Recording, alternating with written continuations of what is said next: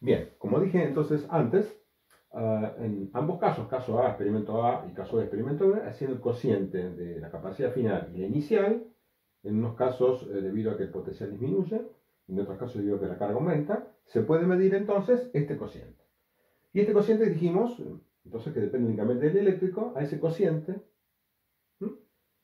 Capacidad final sobre capacidad inicial o cualquiera de estos casos en forma práctica, se lo llama, según el libro K, yo lo voy a llamar epsilon R porque tantas K a veces confundan, ¿no? K por todos lados, como vieron, están inclusive en la fórmula de Coulomb, a veces aparece K también. Entonces no me gusta tanto llamarlo K, en otros libros lo llaman kappa, en la KY.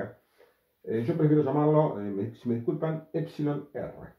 Vamos a ver después por qué epsilon, más adelante, pero déjenme llamarlo así, epsilon relativa o constante dieléctrica relativa. Esto, por supuesto, es un valor adimensional, capacidad sobre capacidad me da un valor adimensional, es un número que está tabulado, ¿ok? Entonces, haciendo los experimentos puedo hacer esta tabla, justamente con materiales naturales o también artificiales.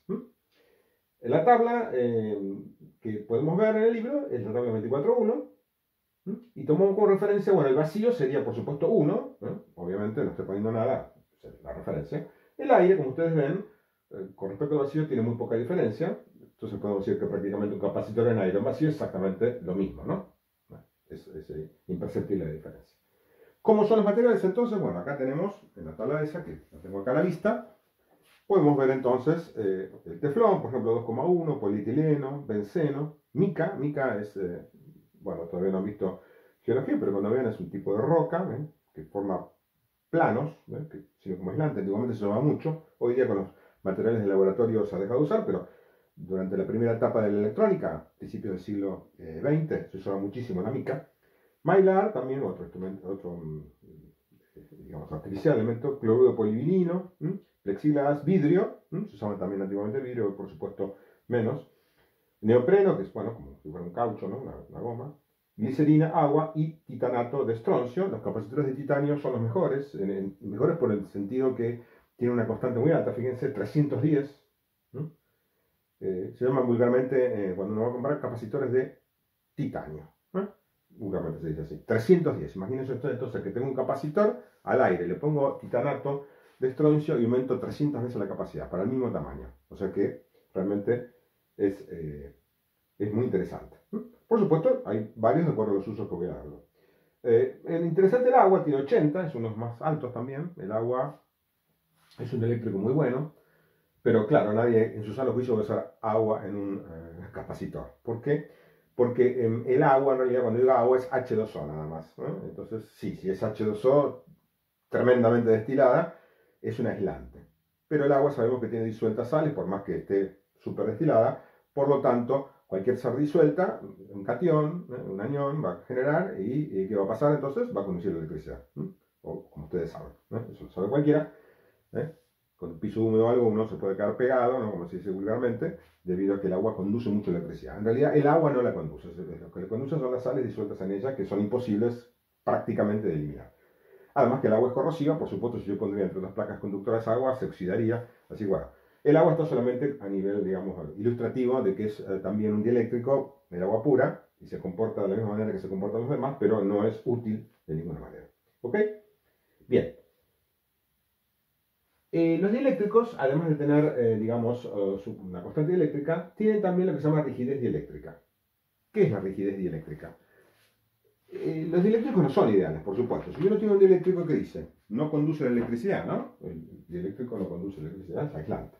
Pero si yo empiezo a aumentar el campo, o la tensión del capacitor aplicada, ¿hasta cuándo va a pasar eso? Si pongo un millón de voltios, digamos, ¿qué va a pasar? Seguramente va a explotar el capacitor. ¿Por qué pasa eso?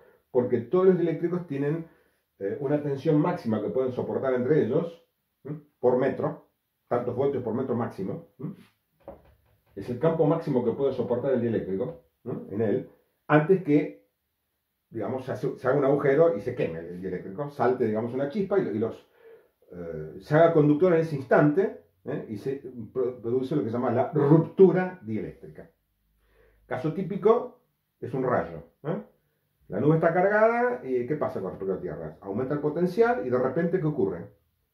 El aire tiene una cierta rigidez dieléctrica, acá la tenemos, la anoté, que no está en la tabla, sino que está en otro lado del texto. Hay una tabla de rigidez dieléctrica que es la tabla 24.2. El aire tiene esta rigidez. Cuando se rompe la rigidez dieléctrica, o sea, el campo, perdón, mayor que soporta, que la rigidez dieléctrica, se produce la ruptura dieléctrica y salta la chispa, que es el rayo que cae a tierra o entre nubes. ¿Ok? Es un caso típico de ruptura dieléctrica.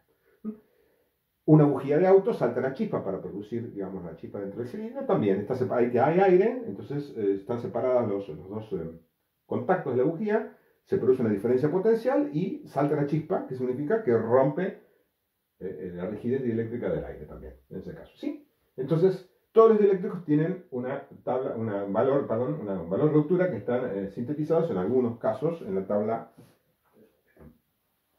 esta que está acá, 24.2. Por ejemplo, varios policarbonatos, son todos elementos artificiales, este vidrio inclusive, ¿sí? Y todos están en el orden de 10 a la séptima. 3, 6, 7, 2, 1 por 10 a la séptima. O sea que la mayoría son 10 veces más rígidos en forma dieléctrica que el aire. Eso también favorece la construcción de capacitores. Es decir, que un capacitor con dieléctrico nos da entonces, al final de todo lo que he dicho, tres características. Primero, me permite armar el capacitor, el dieléctrico en el medio, es como un sándwich, ¿no? Un sándwich de dos capas de conductores, y en el medio tengo el dieléctrico, entonces me da rigidez mecánica.